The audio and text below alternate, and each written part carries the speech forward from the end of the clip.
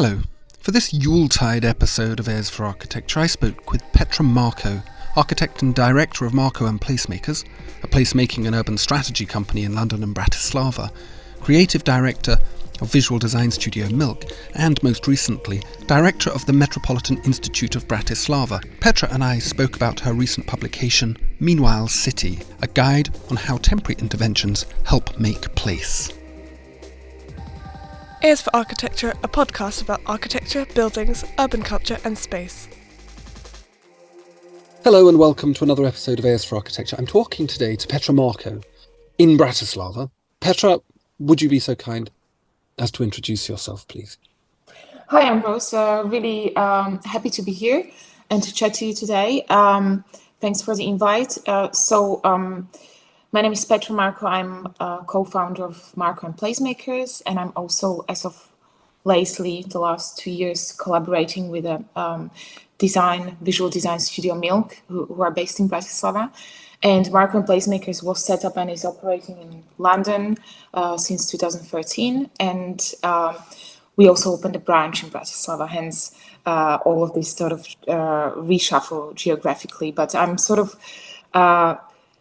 working and living in between London and Bratislava, but based in Bratislava these days.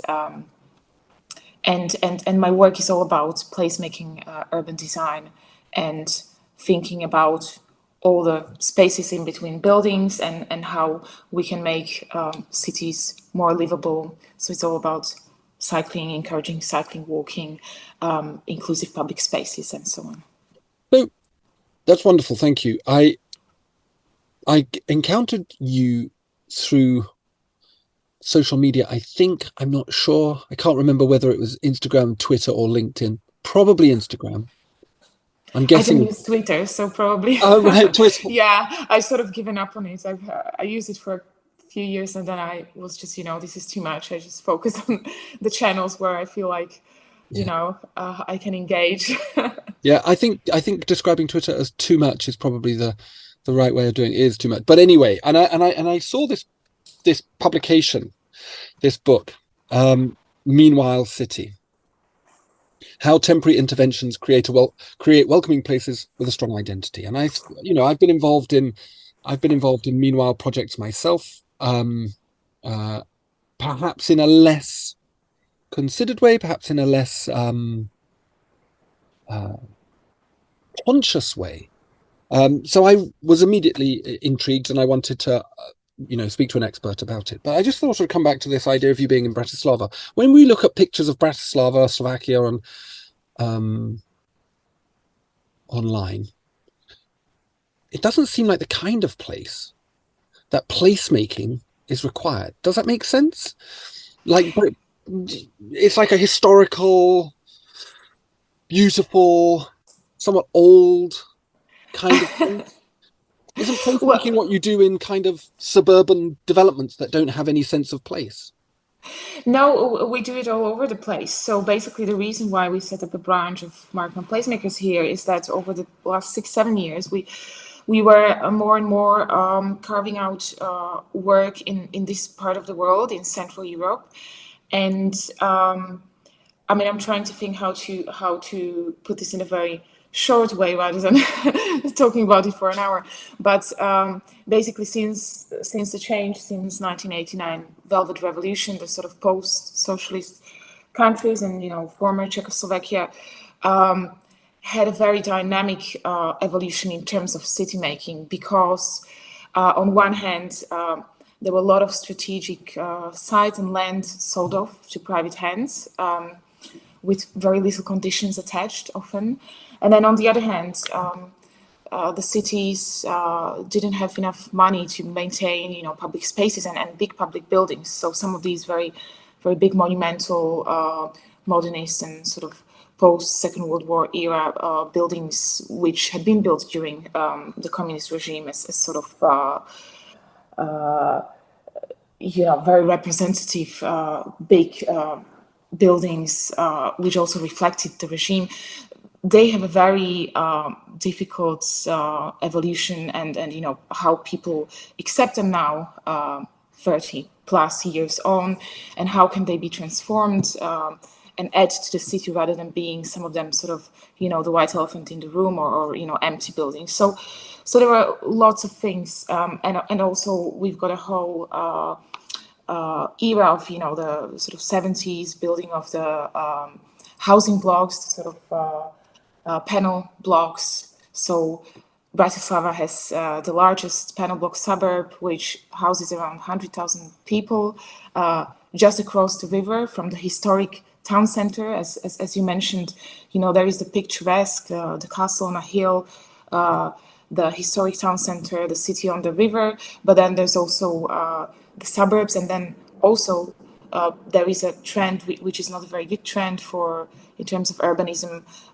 lots of new housing, as in single-family houses being built on the outskirts and further away from Bratislava, all these satellites, which don't have a lot of amenities and services and which are very car dependent. So on a daily basis, this is the problem of Bratislava. We've got lots of traffic coming in on a daily basis, in and out of the city, people living outside. There's more growth of population on the outskirts of Bratislava than in the city. So the challenge is really to focus on the compact city, to focus the growth in the city or within the city boundaries, to have walkable city, the 15-minute city, short distances, services, amenities. So a lot of our work, the placemaking work, for both private and public sector, is about setting the long-term principles, how either brownfield sites within the city or existing buildings or public spaces, how can they transform in the long term, and how do they need to adapt in light of climate emergency, in light of rising inequality in terms of access to housing, services, inclusive public spaces, and so on.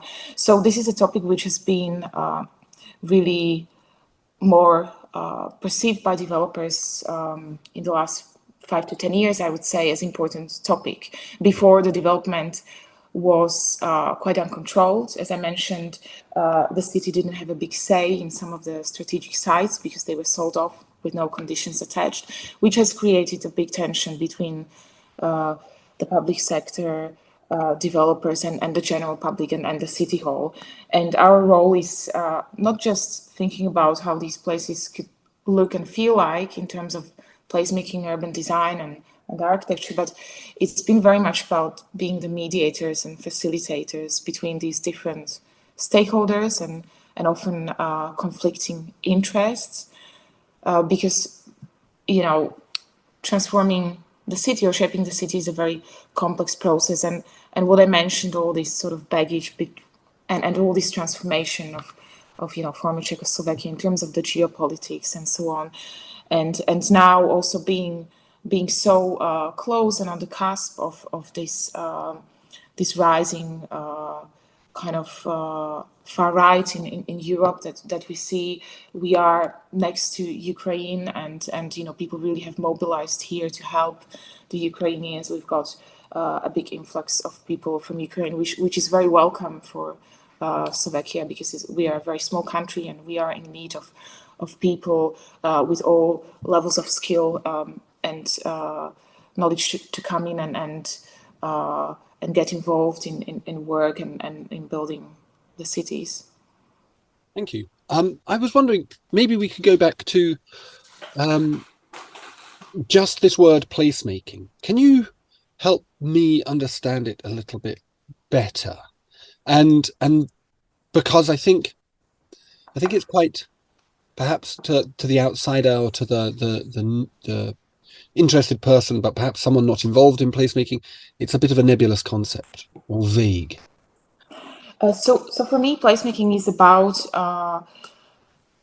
interventions of any scale, from acupuncture all the way to master planning, which are enabling people to build a relationship to the place. So it's about really understanding the meaning of the place. Whenever we do a project, it's never on a green meadow, so to say. There's always some history, there's always some character, there's always a community or communities. And then there's also the future users who will come and visit us and so on. And I think maybe I can illustrate it with a little anecdote or a story, something that happened or that I did some 14 years ago. I visited Havana, and I was there for an urban design charrette. We were looking at the future of the harbor in Havana. And there is Malecon, which is an 8-kilometer seawall promenade, which is sort of, really a barrier for the very, very open sea waves. But at the same time, it is a public space next to a 4-lane road with no trees, no benches, and it's really crowded on a day-to-day basis, not just weekends. It's really the most popular public space in Cuba, and this is the place from where the Cubans watch the horizon, and some have obviously tried to also flee in boats from this place. And it is a place which really represents freedom, or the idea of freedom for the Cubans. And I think it was really an important lesson for me back then, when I was really in my journey towards becoming a placemaker, if you like. I trained as an architect.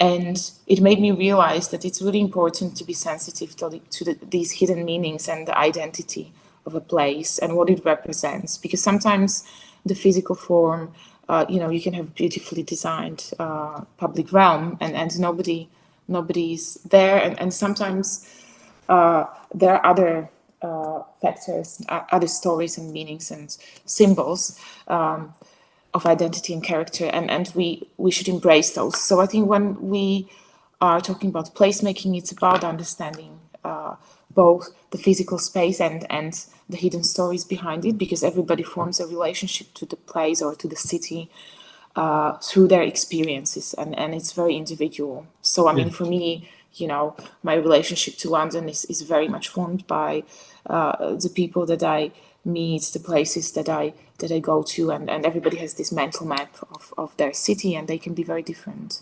So we need to, as placemakers, we need to be also conscious that what is maybe a really great space for somebody might also have a negative effect on other parts of population or other groups of people. And I'm sort of alluding to the phenomenon of gentrification, which is something that we need to be aware of when we're dealing with transformation of cities. Yeah, for sure. And gentrification is an interesting one, isn't it? And a big topic in its own right. One I'm not entirely haven't got my head around entirely at the moment. But I very much like this idea of placemaker as the mediator. Now we will get to talking about Meanwhile City and Meanwhile projects, but I'm very interested in this idea of what a placemaker does, because from what you're saying, it sounds like they are in a way, an organizer of relationships rather than what we might see as a traditional designer who sits down, thinks about the site, thinks about, bit of history, bit of context, bit of climate, a little bit of precedent probably drawn from. Instead, what we have here is someone who, I guess the simple question is, how do you do it? What is involved in this mediation? I'm glad you mentioned the sort of relationships, and orchestrator of relationships sounds almost a little bit like social engineering, but what we do, and I hope it is not enforced, but it's more organic or natural, is that we always collaborate. So we are always part of a bigger interdisciplinary team. We very often, on the big master plans I mentioned, we're working on a big master plan in Prague, for instance, 24-hectare area next to the historic city center, which has so many barriers, the two railway lines cutting through. It's got a major flyover road, sort of motorway, the central bus station, and so on. And so we are part of a larger team. We're working with two lead architects in this case, and our role there is about helping the master planning architects and the architects and others in the team really to think about how the relationships in this area, in this really big zone of the city, could work on a day-to-day basis. How do you, we often work with the idea of characters and future users and existing users and their daily rhythm. And so this helps us really to set the principles for the area. So how can we ensure that people can get within, let's say, 15 minutes walking or cycling to the places of work and get about their daily business? How do we ensure that there are active frontages so that people are encouraged to walk even in the evening when it's dark and so on? How do we orchestrate a series of public spaces? Because it's not just sometimes it's not about one big sort of landmark public space, but it's about an interlinked network. So we work very much with streetscapes as well as public spaces and how they are interlinked. And you can even then go into opening up courtyards of buildings and how do you work with the different zones of privacy and openness? Because yes, we want all public spaces to be inclusive and open to everybody, but then if you have a residential courtyard, there's also an element of a sort of semi-private or semi-public space, if you like, a space where the occupants might have to feel safe to leave their children to play in unsupervised and so on. So it's a lot about this independent mobility of children as well when we are thinking about those public spaces. So yes, so it's literally about how does this life evolve in between those buildings and what is the hierarchy of those spaces and how can we accommodate the different needs of the different users, because you will have tourists, but then you will have locals and the residents. And Prague particularly is a city which is very exposed to tourism. It has been a little bit calmed down by COVID, but London as well. I'm currently sitting on the design review panel for Westminster Council, which was just launched this week. Actually, I was there 2 days ago. And this is a big challenge for Westminster. It's the premier sort of tourist destination globally, and it's the center of London. It's the home to Hyde Park and Buckingham Palace, and at the same time, it's home to many thousands of local residents who have also then very different needs. So it's about, as you said, thinking about these different needs and relationships and how can those different demands be kind of met, not in every space. So it's not talking about everything needs to be for everybody and everything needs to meet all those needs. It's about creating an interlinked like an organism, if you like, which has these different aspects, and then some of those places are where everybody meets, like at King's Cross in London. You've got the Granary Square, and this is a place where really everybody meets, from 2-year-olds children up to elderly people playing chess under the trees. So I think this is the beauty of placemaking. It's so diverse and multi-layered. Do you find that the same principles of placemaking come up? So obviously when you're doing placemaking in Prague, big tourist city, capital city, or you've got London where, the rules of engagement are different in these spaces insofar as there's just a hell of a lot of people. And so the principle of if you build it, they will come. You could put Granary Square anywhere in London. There's just lots of people. So you're going to get, you need less than 1/100th of 1% of the population to be passing by it. And you've got a massive population, just a big numbers thing, isn't it? But if you were to do it in some kind of regional town, some kind of out of the way, there must be a very different game at play, much more, and then also you're dealing in London with, it's the richest place in Britain. It soaks up all Britain's money and turns it into, I don't know, chief executives' bonuses, as far as I can see, and nice pavements. Whereas when you're in the regions where all the other stuff happens. Yeah. It's a different game. Do you have experience? You obviously have experience within that realm as well. Yes. I do. one project that I've been part of since 2017 is Velocity, which is contrary to the title, actually looking at the future of the countryside and sustainable growth in the countryside. And so this is actually a team of 6 women that we got together to do the Oxford-Cambridge competition led by National Infrastructure Commission in the UK. And it was an ideas competition, how can we accommodate 1 million new people in Oxford-Cambridge corridor by 2050? And we thought, instead of looking at cities which we completely agree that needs to densify, the cities across the corridor, Oxford, Cambridge, Milton Keynes, we thought, nobody's really tackling what's happening in the countryside and the car dependency and the elderly population, people being isolated, mental health issues, lack of services, pubs, schools closing down. When we went there and looked around some of the villages, in some villages people were apologizing there were no children in that particular village because it was simply unaffordable for young families to move in.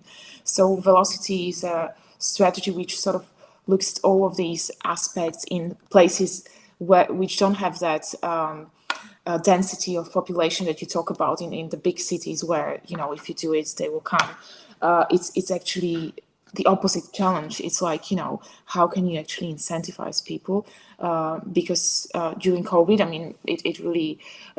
the Velocity project was, we started in 2017, but then, during COVID, it became even more relevant because actually there's a lot of work that can happen in the countryside, particularly, for instance, women are very active who are based in the countryside, setting up new businesses during maternity leave and so on. So there's a lot of entrepreneurship that can be at a small scale, which can be encouraged, and it requires good Wi-Fi connectivity, good digital connectivity, but also it requires not just the digital networks, but also the physical networks, the physical support networks. And so our strategy with Velocity was looking at how a cluster of villages, because we found that, generally speaking, the villages are within a couple of miles of each other, and then you can, walk or cycle in between them fairly easily. There's gravel paths between them, which can be opened up, and also once you look at it as a cluster, they can offer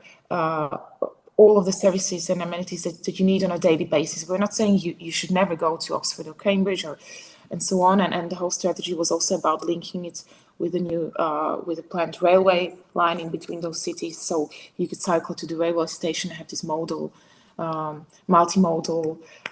commuting. So you take your bike on the train, or leave it at the station and so on.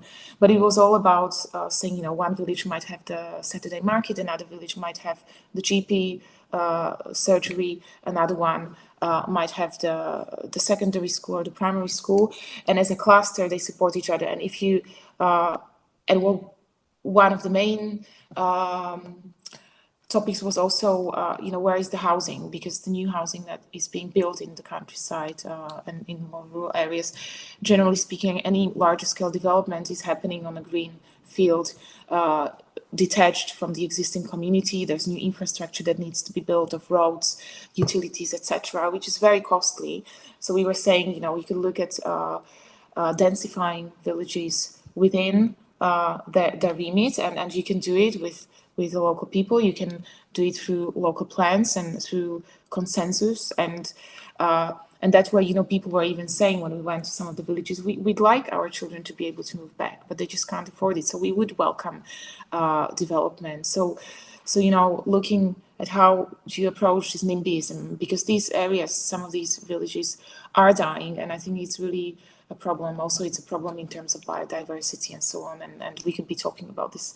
I could talk about this project for ages, but yes, it's also about thinking about a network, a physical network, and a network of people, and then about the incentives and the building blocks that you need to put in place to encourage sort of sustainable communities and growth in rural areas, which are respecting the character of the rural architectural sort of architecture and landscape, but at the same time, they are actually creating those hubs of opportunities also for work, for leisure, and so on, and so that people on a daily basis don't have to get in a car to go into the nearest city. Yeah.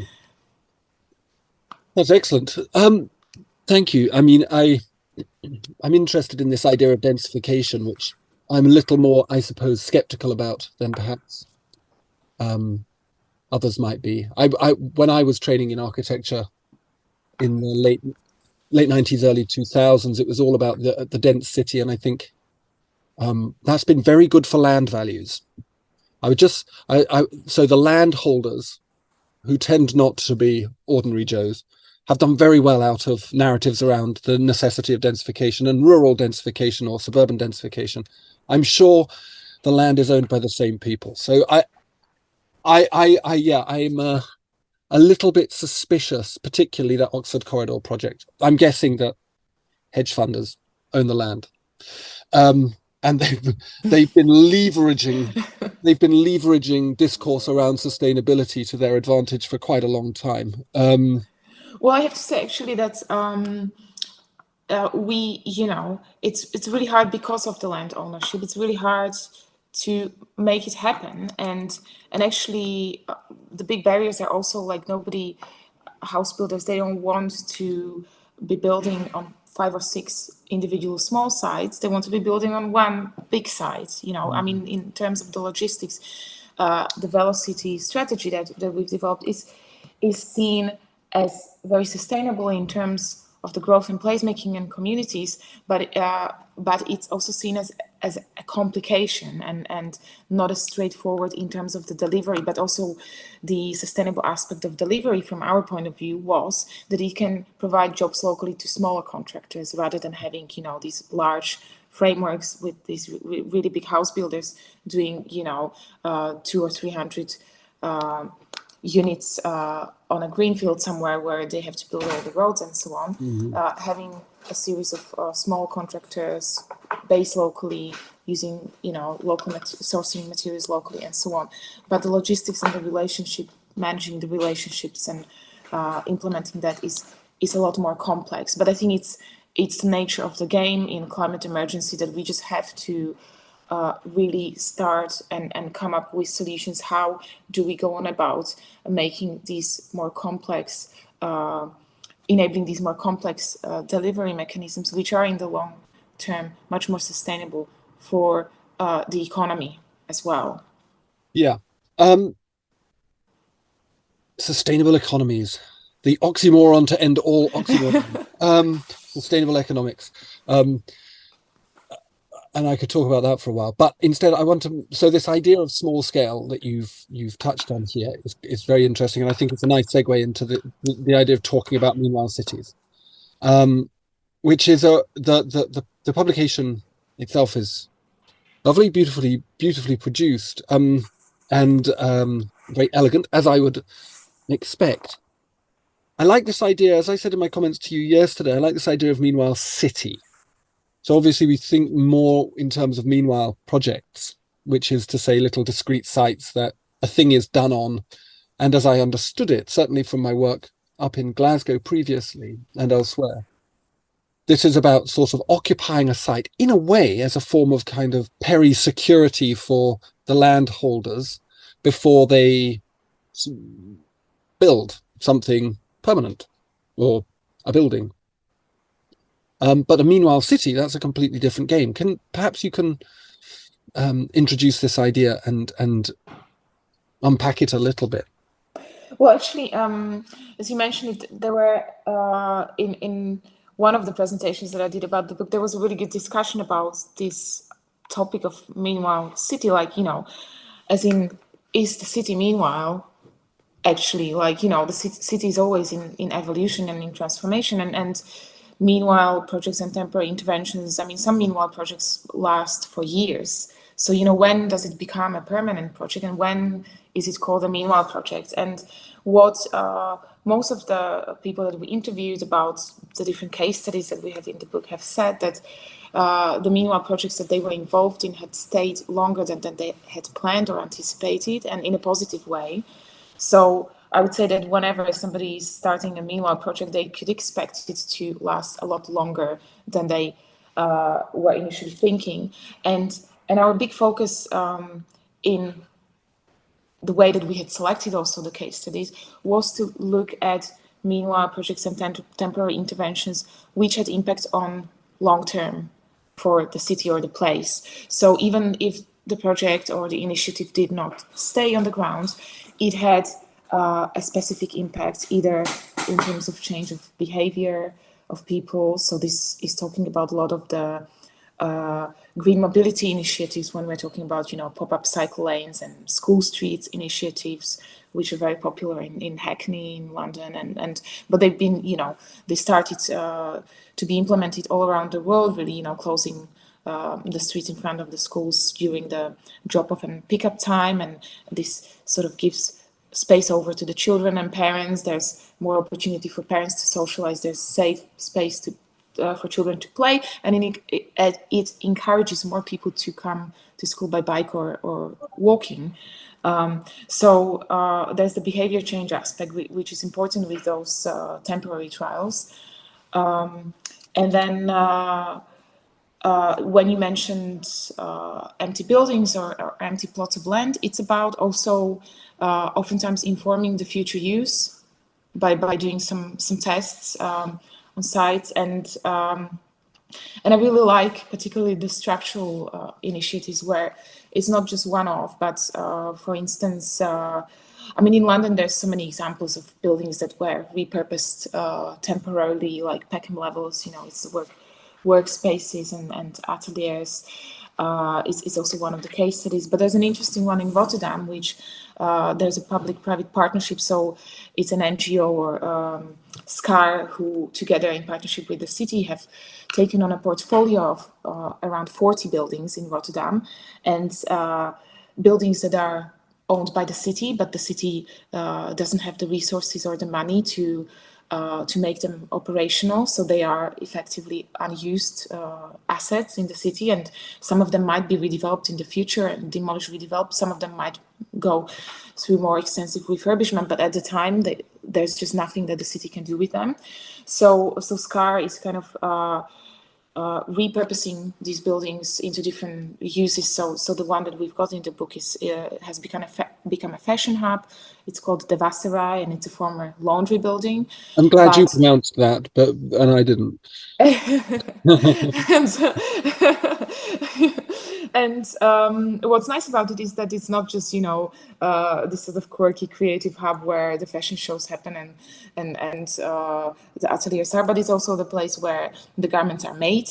It provides workshops, upskilling workshops for people locally. It provides jobs locally, so all the seamstresses are there in the building. So I think this is looking at these structural initiatives is really interesting. You could, in terms of sustainable mobility, we can look at the Barcelona superblocks, which is essentially closing off streets within this rigid grid of Barcelona and making them into kind of, temporary plazas.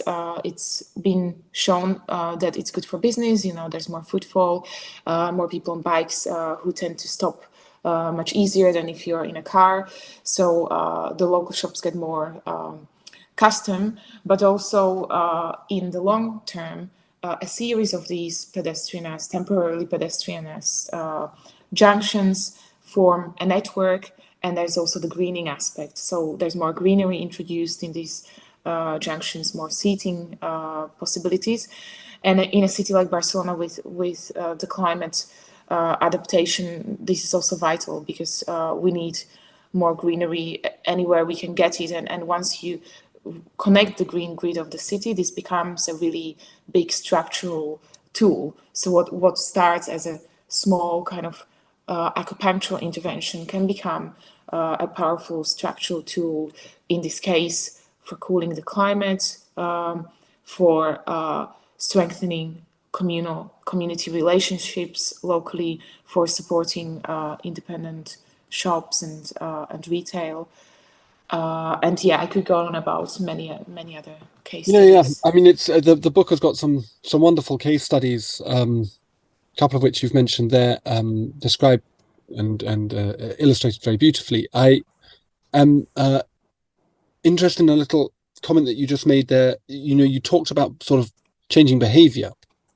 Is this the kind of is the point of meanwhile projects as you describe them a way of demonstrating existing need and values, or is it about producing new ways of engaging with public space? I mean, it's probably a bit of both, but and this will come on to in a second, which is the question around who is doing this, who needs to be involved for a meanwhile project. But I guess, yeah, to go back to that first one, like, is that the goal? Is it to make people, to induce people, so we say, not coerce, but to kind of entice them into kind of changing the way that they operate in the city? Yeah, I think absolutely. You sort of answered it yourself that it's a bit of both, and I think coming back to the placemaking point, if we think about meanwhile uses and temporary interventions as one of the tools for us as placemakers, then they are about enabling the relationship to place to form. And so I see a lot of these meanwhile projects are those opportunities for people to either rediscover their neighborhood, their street, or to engage with a space that they haven't been going to or that had been inaccessible previously. I mean, obviously, a lot is happening in terms of new big regeneration projects like King's Cross or even up in Manchester. Even in Manchester, heavens Even, defend. even where where it's perhaps where it's led by developers, where meanwhile is brought in as a tool to really put the area on the map. So it's Yeah. about starting to do an activity in a space that had been previously abandoned or closed off. If you think about King's Cross, I mean, opinions differ, but the actual site where King's Cross development is built now had been closed off. It's been in the ownership of the railways. So you could think of it as a part of the city which wasn't really on the map very much. So meanwhile, uses and interventions had been used over the 20 years that the development was under construction in various ways to engage different kinds of communities and to really say, look, there's this new part of the city that we're building. We want you to be part of it, and here is what we are offering, but also we are interested and curious what you think could be here. And I think the case of Skip Garden, which had been the very first part of a temporary community garden on site, which had moved around as the development was built out. And the fact that last year the developer had given an area, a site on the estate for 999 years to the Story Garden, which it is now called. So the Skip Garden became the Story Garden. So the Story Garden is now effectively going to be at King's Cross for the next 999 years. I think that's a nice story of the power of meanwhile and how it actually becomes also permanent. But the This idea of sort of prototyping ideas in space, seeing what sticks, in a way, kind of replicating organic urban change.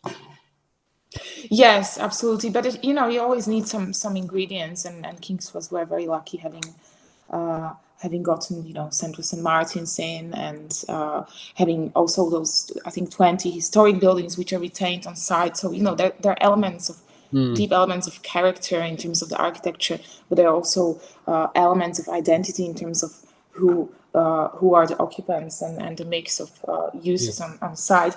But back to your point about behavior change, I think it's perhaps nice to mention Gretel Oase in Vienna, which is a city-led initiative, and it's providing organizational and financial support to residents to build parklets or spaces for children on their street.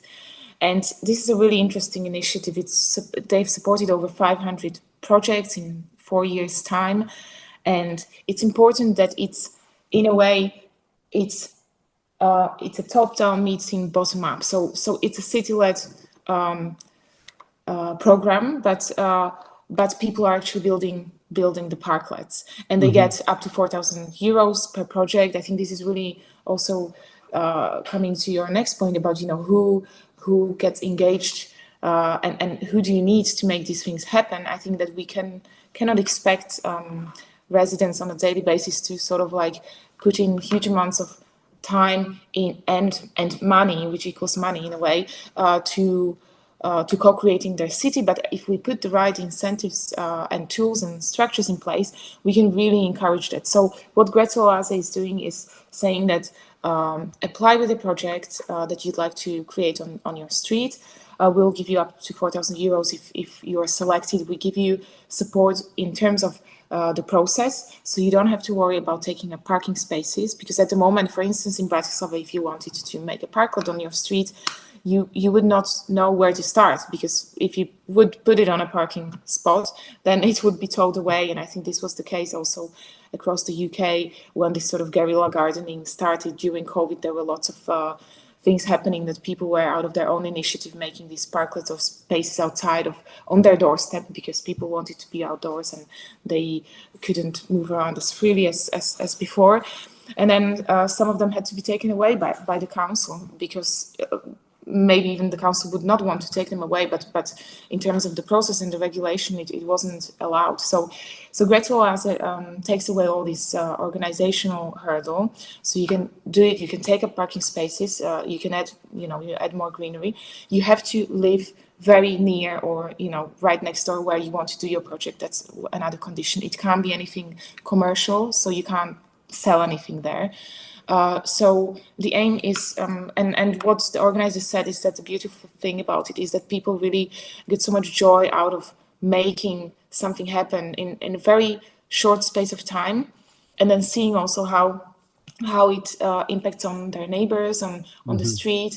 And not everybody has the time to get involved in making this, but then there would be the people who apply and make it, and then there would be the people on the street who and the neighbors who will also use it, and that also creates new opportunities for socializing. And maybe there's an elderly person or people in the building who maybe will take joy in watering the plants. So it also fosters this sense of stewardship, which is important. It in a way like really illustrates this point about building relationship to place, and having a relationship to place is also about having responsibility for it. So you then really take care of it, and you take pride in it. And I think this is at a large scale what placemaking is about in cities, where we don't want the city to be consumed. We want it to be co-created as much as possible, as far as possible. And I think that's where also the youngest Gretel, so the Gretel Oase initiative part, which focuses on young people and children. Schools can take part, individuals or families of children, and the point is that they make the project with the kids. So it's about giving agency to the youngest residents as well. Excellent. It's a really interesting one, and this idea of co-producing these things and utilizing community energy, or instrumentalizing it, or instigating it, supporting it,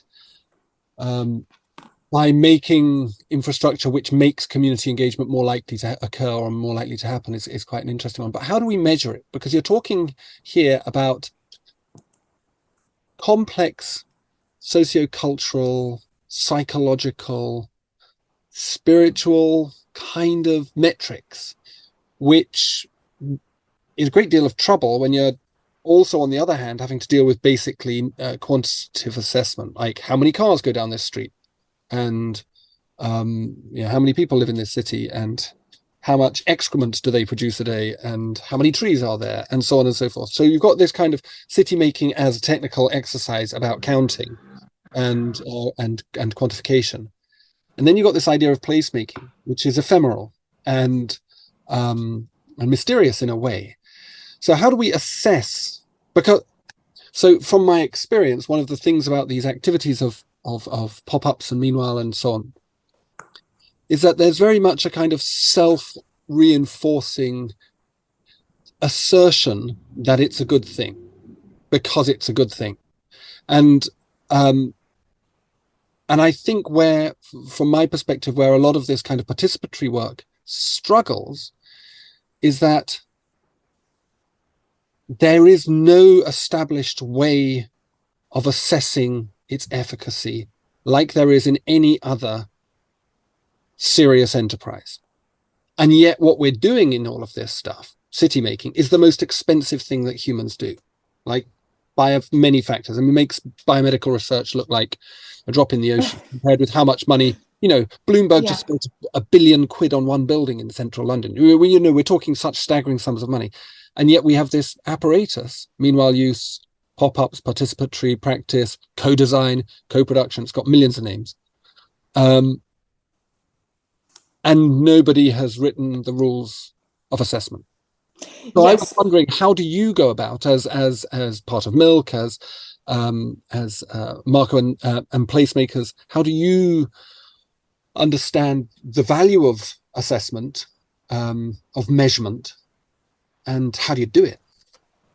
This is a really important point, and I mean, the answers are, I think, shaping on the way, because data is becoming increasingly important, and it is also in terms of getting support for these initiatives, you have to speak the language of the decision makers, and if we are talking about politicians, then the numbers are needed.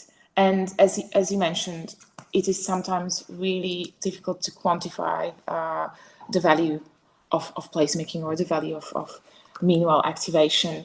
And but I think it is starting to become more structural part of projects, even larger scale regeneration projects. And part of the mechanism is social value being introduced in the planning system in the UK. So major developments, or most developments nowadays, through Section 106 and Community Infrastructure Levy, they also have to declare the social value. So, I mean, just because of the sheer size and length of King's Cross as a development, they're probably a good case study in terms of measuring, because they had really put a lot of effort into mapping the effectiveness and the effect of what they have been doing in terms of the meanwhile activation on the estate. So visitor numbers, how many people were engaged in various workshops. I mean, there was the temporary construction skills center, which I think over 5,000 people were got training into the construction sector. Wherever it's possible to collect data. I mean, even the skip guard, how many workshops they ran, how many children, etc., were engaged, wherever possible to get the numbers. I mean, another good example is the transformation of New York City during Bloomberg's tenure, actually, as you mentioned, Bloomberg, when Janet Sadikan was the transport commissioner, and all of those major pedestrianizations of Times Square and hundreds of kilometers of cycle paths were implemented, and data was crucial for them when they did the temporary trial of pedestrianizing Times Square, which I think they used like 374 beach chairs initially, just as a pop-up. Then they measured the data around in the surrounding road network and how it had adjusted. And they were able to say that actually traffic was smoother. There wasn't a significant rise in congestion or number of vehicles. And in fact, there were good indicators for the businesses on Times Square, for the retail and shops, etc. I mean, obviously, when you have like thousands of people on a daily basis, hanging around there, and with the possibility to sit down rather than just running in between cars, then they also spend more. So I think those two large-scale examples are good examples how it's important, and it's important to evaluate. Another point you made was, by default, we all just want to say, these are great things and great initiatives, and shouldn't you just love it? And it's for sure positive, but it's important to evaluate. And I think what happened, I don't have a specific example, but what happened at King's Cross is that every year they evaluate their program of events, and this includes temporary pop-ups and so on. And they evaluate it, and then they decide, did this really have an impact? Are we going to move on with it? And what was also a good point from their sort of their team was that just because something had not had the most number of people attend is not the exact measure of impact, because some things are just for a niche of people. So some things are for teenagers and skateboarders, and you don't expect, people of all ages to be there in great numbers. But if it had actually engaged that skateboarder community to a significant degree, then you have actually met that goal of reaching out to that community, and then other specific activities. So with Milk and the fact that basically Milk approached me last year in 2022 in the spring, they said, we are a visual design and communication studio. We work with a lot of developers, and they want us to come up with a naming for the project. They want us to come up with a narrative, and all this supports the sort of communication and about the future development. But what we really want to influence through communication as well is that we don't talk about the future, which is a visualization. We actually talk about what's happening right now. So if you're talking about sites that are awaiting development, there's a lot that can be done in the meantime, which actually gives genuine content, authentic content to communicate, rather than saying like, in 15 years time, there'll be a lovely development here with a playground for kids. I mean, at the moment, if there's somebody with a 3-year-old at that stage, that child is going to be 18 by the time the development is done. So there's no value for that person to engage in that conversation. So they said, you've been in London for ages, and there was a lot of this happening, and obviously in a city which is exposed to all these global forces, and as you mentioned, a lot of capital coming in, a lot of contesting interests as well. But actually a lot has been happening in 2008 when the financial crisis came. And I think a lot of the meanwhile projects in London also had started initially quite, I think some of them as very sort of commercial kind of intentions, and or extremely bottom up. So there were these two sides, and I think now over the 15 years or so, I think actually there's more understanding of both the social and economic value of or commercial value of those projects. And I think we can't shy away from those words when we are talking about making a regeneration development work.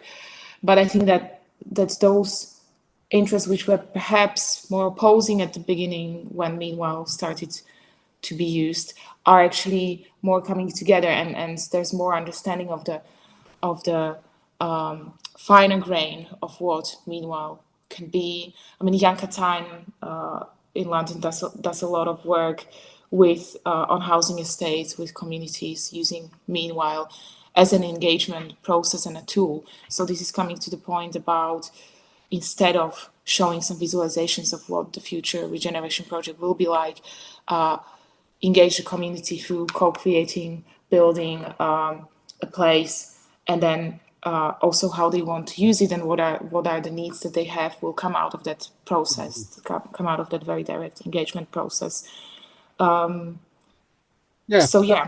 makes sense. I mean, I guess for me, there is this other aspect which is a little bit more complex to measure, and perhaps we could talk about this another time, because I think, well, for a start, we're coming to the end of our time, but this idea of measuring these ephemeral values like empowerment, care, community, which are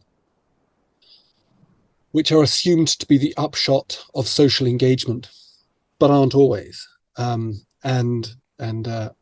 something that I come back to quite frequently in my thinking and my research with mental health care professionals is the effect on the most vulnerable of activities. These activities can produce heightened inequality. Peculiarly enough, if someone is already quite socially engaged in their community and they engage in social engagement activities through meanwhile use or participation of some form, then they might gain, say, 2 measures of psycho-cultural good. but someone who is marginalized already might only gain one measure. And therefore, what you've achieved is precisely the opposite of what you intended, which is that the marginalized person becomes more marginalized. So I'm kind of very interested in this, and I've seen, I think I've seen this myself in projects that I've worked on, projects that I've produced, where you get a certain form of engagement which is very dynamic and fantastic, and then you get the quiet people who never turn up, and you're never going to get them in. But perhaps this is unfair insofar as this is one tool in a full armory of one weapon in a full armory of weapons that could be utilized to engage people. But anyway, as I said, I don't think we should get into that. I like it. I think it's a really great book and wonderful projects. I'm interested in this idea of how you would use this perhaps within an education setting. Should we teach placemaking of this kind to students, and how might we go about doing it? I think it is already happening, certainly at some schools of architecture. I mean, I was teaching at the London School of Architecture, and there's a whole cities module and think tanks, which were very much about really looking at some big challenges and topics for London. I mean, the London School of Architecture always sort of takes this lens of looking at a particular area of London, because the students are immersed in the city, and it's also the thinking that, you know, we should be working on an area that we are able to go to and to really spend a good amount of time in. So I think it is at many schools, even when I'm called to do creates at different architecture schools, it is definitely part of the curriculum, whether more or less explicit. It's definitely a topic that certainly younger generation of students are very aware of. I think also the sort of response or engagement we got about Meanwhile City book is a testament, I think, that the industry, from local authorities and developers through to business improvement districts or citizens initiatives. We've had, when we launched the book in October, we had initially we had an open call where people could request a free copy, a hard copy of the book, and in 2 or 3 days we had over 500 requests, and they were as diverse as I mentioned. So really, even from local authorities, and I've done a number of talks for local authorities who are struggling with the process. They really are actually welcoming the tool, but they are mainly the question in the question time. It comes to, you know, how do we actually embed it in the planning process? How do we enable more meanwhile projects to happen smoothly? Like at the moment, you know, quite often the hurdles that you have to go through, particularly if you are dealing with a meanwhile project which is also partly in the space of the street and the road network, then it is often quite convoluted and not as straightforward. It could be as difficult as getting planning permission for a permanent building. So on one hand, it's a quick way to test things, but sometimes with the regulations and planning mechanisms in place, it is a challenge. So also many of the clients behind meanwhile projects said that, you know, this was really a value that they had decided that this is what they really want to do, and they've gone over and above to achieve that. And I think the more and more case studies we have, and the more it is talked about, and also hopefully our book helps with communicating that in an engaging way. And this is where the collaboration with MIL was fantastic, because I mean, I'm an architect, placemaker by background, and I have written before Meanwhile City. I've written, you know, I write for journals and so on. But what I was able to do with the help of having a really great editor and then having an illustrator, making the topic really accessible and without dumbing down the subject, I think was really well achieved. It's playful, but actually saying, look, meanwhile projects are here. They've been around for a while, and they should be taken really seriously as very powerful tools by both local authorities, developers, citizens initiatives, and even residents. And And I think it's a matter of time when they become more embedded in legislation and regulations, and it's a matter of time when at architecture schools maybe there's a couple of months ago, I think Gove, didn't he announce a new architecture school of sorts that he wanted to set up? It was called it was related to the beauty report, which you're aware of. I think it didn't really get a lot of traction because it was basically saying that there should be a separate new school which is going to teach placemaking to all these students who are at these other architecture schools, and it seemed really disconnected. So I think it's a topic that needs to be embedded in architecture education. The same way as I think kind of entrepreneurship and business thinking should be embedded in architecture schools. So I think architecture is becoming or has been becoming a really rich field. It's always been a very rich field, but architects had a lot more power at some point in the history. And then there was a period where, our role has been really limited, more and more limited. Also, with the construction contracts, design and build, etc., getting the architect out of the way as soon as possible, just getting the concept and so on. And I think architects since 2008, in my opinion, since the economic crisis, have been looking at ways to be more entrepreneurial, to be their own clients, oftentimes to try, even sometimes go to become architect developers, to initiate projects, to educate the clients in the process. And so I think this is a really exciting time for us because of the challenges that we have, particularly with climate emergency, to really come up with all the tools that we can master to work collaboratively and interdisciplinarily to address these. So I think that we can do it. Fantastic. Thank you, Petra. It was wonderful to hear you talk, and a lovely publication, which I shall have all my students read. So thank you so much for joining me. Brilliant. Thank you. All good. Thanks to Petra Marko for taking the time to talk. Thanks for the book also. There are links to it and to Petra's various companies and online presences in the podcast description. Thanks for listening.